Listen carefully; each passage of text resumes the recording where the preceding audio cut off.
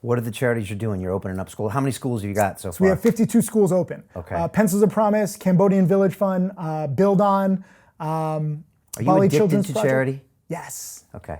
And That's not a bad sharing thing. it. And sharing it. And sharing it and seeing how it gets others. So we have 52 schools with my charity, the Timothy Sykes Foundation. I actually changed the name to Karmagawa. Why'd you change it? So it's not about me about you. anymore. Okay. Correct. I had enough schools named after me. I started naming schools after my top students, then about friends, and I'm like, I just don't need it. Like I know people like usually get their names like on buildings. Like I'm just weirded out by it now. Now I'm just like it was nice in the beginning, but it gets old. So Karmagawa, I have this whole charity community now on Instagram, and we share everything. And they're really interested in the ideas. And we built 52 schools. The followers have built 14 schools because we post about it, and they start donating to charities too. So it's spreading, and it's pretty cool. You can build a school for like $30,000, $40,000, $50,000 depending on the community.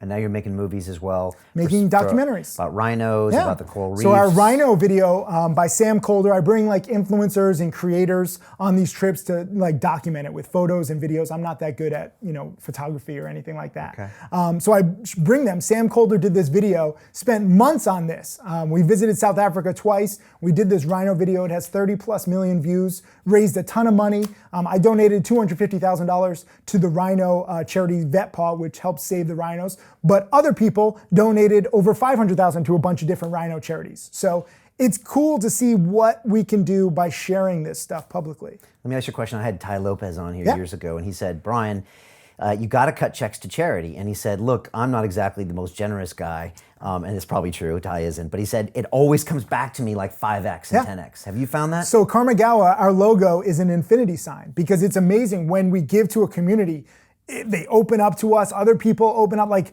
I don't pay any of the filmers or the influencers to come with us. And these people get like $20, $50, $100,000 for Instagram posts, and they're posting about this charity for free because in a kind of a meaningless world, like they're feeling useful and they see this stuff. Like we were down in South Africa a few days ago at Drakenstein Lion Park, and they save these lions that are basically just slaughtered for their meat or their bones. Like a lot of Asian medicine think that lion bones are gonna cure you. There's no medicinal properties whatsoever. So they save these lions, and they're basically just a retirement home for these lions. And it's so sad. And we brought these influencers and they're crying, right? These people with millions of followers because they had no idea, because they thought that they were coming to Africa to take pictures with like lion cubs. Like, you take photos with that. You don't realize that the lion cubs that you're taking photos with, they're useful when they're cubs for photos, but when they grow up, they're ferocious beasts. So they get slaughtered, they get hunted, they get killed. So if you actually pet or take photos with a lion cub, like you're complicit in this whole thing that people don't know about. So we're gonna do a documentary on that.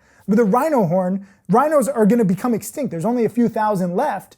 This wasn't even a problem a decade ago, but they're getting killed for their horns because people think, especially in Asian medicine, that these rhino horns are gonna help them, like help cure cancer. They're gonna be an aphrodisiac. They're nothing. There's literally just the keratin in your fingernails. That's what rhino horn is made up of. So it's a myth, and we're gonna destroy an entire creature. So again, with penny stocks, I see misinformation. With rhino horns and charity, I see misinformation. So I want to correct that. That's what I think the potential of the internet, and we're filming here, like we can get the message out to millions, if not billions of people faster than ever before possible. If you look at like, what is the most popular photo on Instagram? It's a freaking egg. Did you see that? I did. It was actually a good cause. Eventually it was for mental health, like the egg was cracking.